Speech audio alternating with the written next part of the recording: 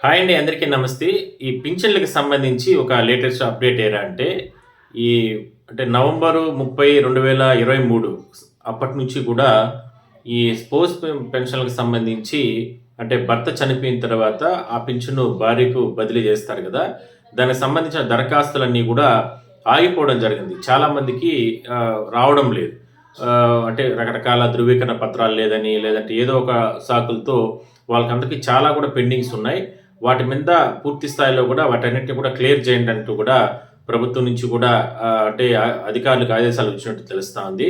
అందువల్లనే గ్రామ వార్డు సచివాలయాలు, మీ ఎంపీడీఓ ఆఫీసుల వద్ద మీరు కలవండి. అలాంటి ఎవరైనా సరే బాధితులుంటే ఒకవేళ మీకు అక్కడ రెస్పాన్స్ కాకపోతే ఖచ్చితంగా మీరు కలెక్టర్ గారి దగ్గర కూడా కలిసి, ఎందుకంటే గ్రీవెన్స్ ప్రతి సోమవారం జరుగుతూ ఉంటుంది కాబట్టి, మీ పరిధిలో ఉన్నటువంటి అక్కడ ప్రాంతాల్లో కూడా వెళ్ళి అక్కడ మీరు కంప్లెయింట్ ఇవ్వచ్చు. సో, ఎందుకు దీన్ని చెప్తున్నామురంటే, అప్పటి నుంచి కొన్ని కారణాలు రకరకాల కారణాలు ఆధారు ఇవ్వకుండా లేదంటే భర్త చనిపోయిన తర్వాత మరణ ధృవీకరణ పత్రం కొంతమంది కొన్ని రకాల తప్పులు రావడం, లేదంటే అవి తొందరగా వాళ్ళకి అందుబాటులో లేకపోవడం, ఇట్లా రకరకాల కారణాలతో అవన్నీ కూడా హోల్డ్ అయిపోయినాయి.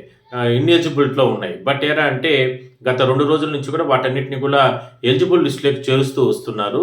దానికి సంబంధించిన బాధ్యతలన్నీ కూడా గ్రామ వార్డు సచివాలయాలు, అదేవిధంగానే ఎంపీడీఓ ఆఫీసులు, లేదంటే మున్సిపల్ పరిధిలో ఉంటే మున్సిపల్ కార్యాలయాల వద్ద అక్కడ వాళ్ళ పరిధిలో అప్పగించడం జరిగింది. సో, వాళ్ళకి ఇదొక శుభవార్త. ఎట్టి పరిస్థితుల్లో కూడా మీరు మీ మీ పరిధిలో ఎవరెవరు ఇలాంటి బాధితులు ఉంటారో, లేదంటే ఒకవేళ మీ ఇండ్ల పక్కన గాని, చుట్టుపక్కల ఎవరైనా తెలిసిన వాళ్ళు ఉన్నా కూడా వాళ్ళకి సమాచారం అయితే ఇవ్వండి. 2023 నుంచి దాదాపుగా ఈ 2 ఏళ్ల కాలంలో చాలా మందికి వాటన్నిటిని కూడా ఆగిపోవడం జరిగింది. బట్ వాళ్ళందరికీ కూడా వెసులుబాటు ఉంటుంది. ఇవన్నీ కూడా ఈ 2, 3 రోజుల్లో గాన, ఈ వారం రోజుల్లో గాన అవన్నీ మీరు మళ్ళా ఆధార్ కార్డ్ గానీ, లేదంటే ఇట్లా ఫోటో ఒకటి, మీ భర్త చనిపోయిన తర్వాత ఆ మరణ ధృవీకరణ పత్రం, వాళ్ళది ఆధార్ కార్డు, ఇట్లా మీ రేషన్ కార్డు, అదే విధంగానే మిగిలిన డాక్యుమెంట్స్ ఇట్లాంటివన్నీ కూడా మీరు తీసుకొని పోయి గనక సబ్మిట్ చేసుకోగలిగితే, ఆల్రెడీ ఇచ్చుంటారు కాబట్టి, ఇంకా ఏదైనా సరే అవసరం ఉంటే మీరు ఒకసారి గ్రామ వార్డు సచివాలయాల వద్దకు వెళ్ళి కలిసి సంబంధించినటువంటి అధికారులని సంప్రదించడం చేయండి. బట్ మీరు ఇవన్నీ కూడా ప్రాసెస్ చేసుకోగలిగితే నెక్స్ట్ 1వ తారీఖు ఫిబ్రవరి 1కే మీకు అందరికీ కూడా ఈ పింఛన్లన్నీ కూడా వచ్చే అవకాశం ఉంది. 100% వస్తుంది. సో, మీరందరూ అలాంటి ఎవరైనా సరే పాపము అర్హులైన వారు ఎవరైనా ఉంటే, ఈ బదిలీల్లో భర్త చనిపోయిన తర్వాత స్పౌస్ పెన్షన్‌కి సంబంధించి అలాంటి వాళ్ళు ఎవరైనా ఉంటే మీరు దరఖాస్తు చేసుకోవచ్చు. అదే విధంగానే అలాంటి వాళ్ళు ఎవరైనా తెలియని వాళ్ళు ఎవరైనా ఉంటే కూడా వాళ్ళకి సమాచారం అయితే పాపం ఇవ్వండి. బట్ అలాంటి వాళ్ళ పైన మానవతా దృక్పథంతో గ్రామ వార్డు సచివాలయాల సిబ్బంది గానీ, ఎంపీడీఓ ఆఫీసుల కాడ గానీ, అదే విధంగానే హెడ్ క్వార్టర్స్‌లో అయితే ఇట్లా పట్టణ ప్రాంతాలు, మున్సిపల్ కార్యాలయాలు ఇలాంటి పరిధిలో వాళ్ళు పాపము చాలామంది ఇబ్బందులు పడుతూ ఉంటారు. ఎందుకంటే 2 సంవత్సరాల నుంచి ఇంట్లో పెద్ద దిక్కును కోల్పోయిన తర్వాత వాళ్ళు పడేటటువంటి బాధ చాలా వర్ణాతీతంగా ఉంటుంది. చాలా అష్టకష్టాలు పడుతూ ఉంటారు.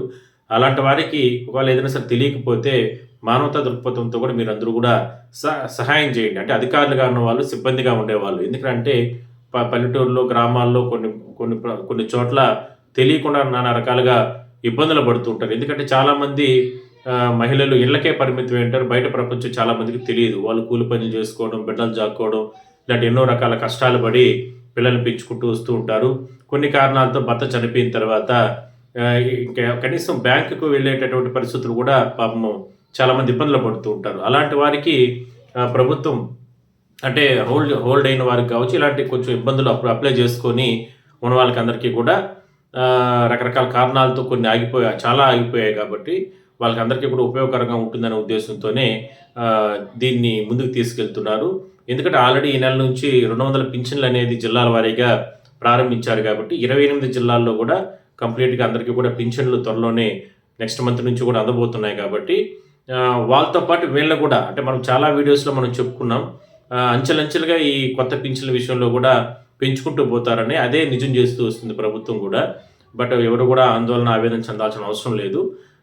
ప్రస్తుతానికి 200 పింఛన్లు అనేది కూడా నెక్స్ట్ మంత్ నుంచి ఇస్తారు. దానికి సంబంధించినటువంటి ఆదేశాలు, ప్రాసెస్ అవన్నీ కూడా చకచకా జరుగుతూ ఉన్నాయి. బట్ దాని గురించి కూడా మనం నెక్స్ట్ కొన్ని వీడియోస్‌లో మనం చెప్పుకునే ప్రయత్నం చేద్దాం. బట్ ఇప్పుడు మాత్రం ఈ స్పోర్ట్స్ పింఛన్లకు సంబంధించి మాత్రం వాళ్ళకు అంటే తెలియని వాళ్ళకి అందరికీ కూడా తెలిసే ప్రయత్నం చేయండి.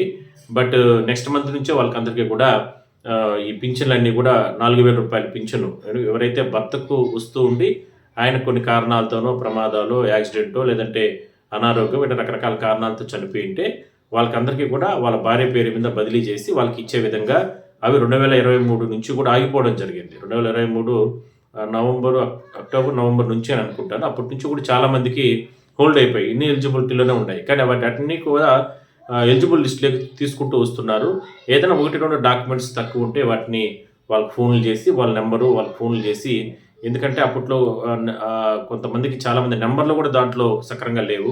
బట్ ఆ లిస్ట్ అంతా గ్రామ వార్డు సచివాలయ సిబ్బందికి ఆదేశాలు రావడం జరిగింది. మీరు గ్రామాలకు, పల్లెల్లోకి వెళ్ళినా సరే వెళ్ళి వాళ్ళ దగ్గర వాళ్ళ ప్రకారం కాంటాక్ట్ నంబర్స్ ఇవన్నీ కూడా తీసుకొని అన్నీ కూడా చకచకా చేయండి. ఎట్టి పరిస్థితుల్లో కూడా ఫిబ్రవరి నుంచి కూడా వాళ్ళకందరికీ కూడా పింఛన్లు ఇచ్చేందుకు ప్రభుత్వం ఆదేశాలు ఇచ్చే నేపథ్యంలో ఇదందరికీ కూడా వాళ్ళకందరికీ కూడా పాపము ఒక మంచి జరుగుతుంది దీనివల్ల. బట్ మానవతా దృక్పథంతో అధికారులు కావచ్చు, గ్రామ వార్డు సచివాలయాల సిబ్బంది, ఎంపీడీఓ ఆఫీసుల కాడ ఉన్నటువంటి అధికారులు వీళ్ళందరూ కూడా అలాంటి పేదలకు అందరికీ కూడా సహాయం మాత్రం ఖచ్చితంగా చేయండి.